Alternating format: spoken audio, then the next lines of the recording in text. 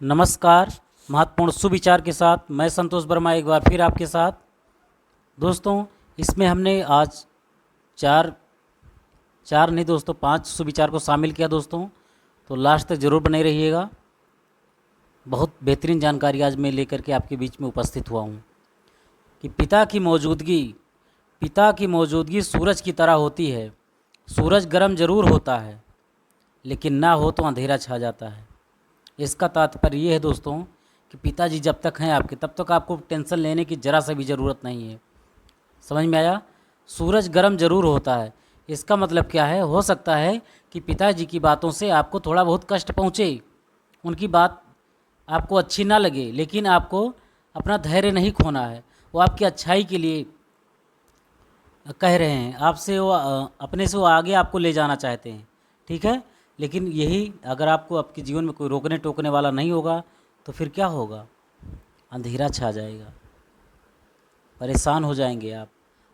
पिता एक छत की तरीके से होता है, और अगर ये छत ना हो तो क्या होगा? पानी बरसेगा, धूप पड़ेगा, ओला पड़ से कुछ भी होगा, डायरेक्ट आपके सिर पे जाएगा। इस बात को ध्यान रखिए, ठीक है। इसलिए पिता की बातों का बुरा नहीं मानते। दूसरा दोस्तों सुविचार है, समाज का नुकसान बुरे लोगों से नहीं, समाज का नुकसान बुरे लोगों से नहीं बल्कि अच्छे लोगों के चुप रहने से होता है।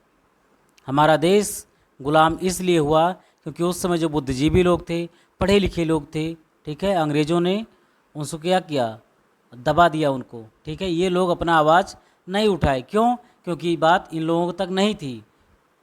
जब इन तक बात आई तब लोग जो जा कर के जागरूकता फैली और फिर कहा कि नहीं, अब हमारा देश गुलाम हो गया।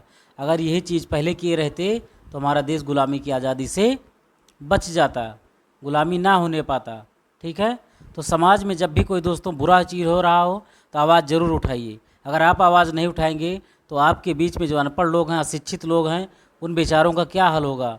जो समाज के निचले वर्ग के लोग हैं उनका हाल क्या होगा? और धीरे धीरे वही चीज़ आप पर भी हावी हो जाएगा। जो समाज नियम कानून बना देगा आपको भी वही सहना पड़ेगा, आपको भी उसी तौर तरीके से रहना होगा। इसलिए चुप मत रहिए। समाज में गलत हो रहा है तो उसका खुलकर विरोध कीजिए। मुंशी प्रेमचंद जी ने कहा है, शारीरिक कष्टों का सहना उतना कठिन नहीं होता जनाब, शारीरिक कष्टों का सहना उतना कठिन नहीं होता जितना कि मानसिक कष्टों का, ठीक है। मान लीजिए कोई व्यक्ति अगर आपको ताना मारता है, कुछ ऐसा भरा बुरा कह देता है तो आपको वही ज़्यादा कष्ट चुभेगा। लेकिन अगर कोई आप मेहनत करके आए हैं, आपको कोई चोट लग गया है तो भी आप उस कष्ट को, उस चोट को बर्दाश्त कर लेंगे। लेकिन आपके मस्तिष्क पर कोई कुठाराघात किया है या कोई ऐसा वाक्य बोला है तो आपके माइंड पर इस चीज़ का बोझा पड़ेगा, इसको हजम नहीं कर पाएगा, इसको सहन नहीं कर पाएगा और आप परेशान हो जाएंगे, ठीक है। इसीलिए कहा गया है दोस्तों कि 2.5 इंच की जो जुबान है दोस्तों 6 फीट व्यक्ति को खड़े होकर के मार सकती है, ऐसा ये जुबान बोल देगा, ठीक है। इसलिए गलत शब्दों का प्रयोग किसी के खिलाफ नहीं करना चाहिए,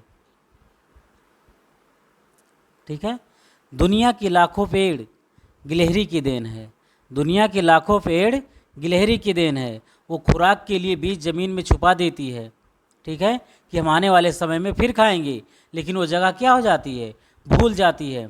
इसी तरह आप भी अगर अच्छे कर्म करते रहेंगे और भूल जाएं, समय आने पर आपको उसका फल ज़रूर मिलेगा। ये आप निश्चित तरीके से इस बात को मानिए, इस चीज़ को समझिए, ठीक है। आप केवल कर्म करते जाइए, समय आने पर उसका फल ज़रूर मिलेगा।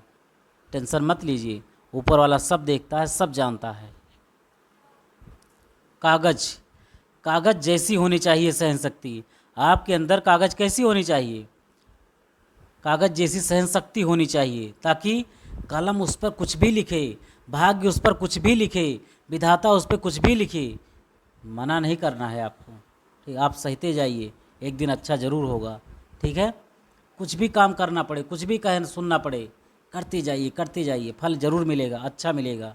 लेकिन जिस फसल को, जिस खेत को हल चलाने से तकलीफ़ होती है, जिस खेत को हल चलाने से तकलीफ़ होती है, वो फसल क्या देगी?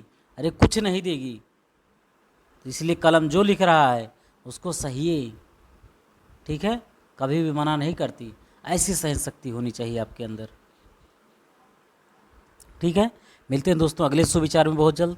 Thanks for watching, keep listening and watching, share please, subscribe my channel. जय हिंद।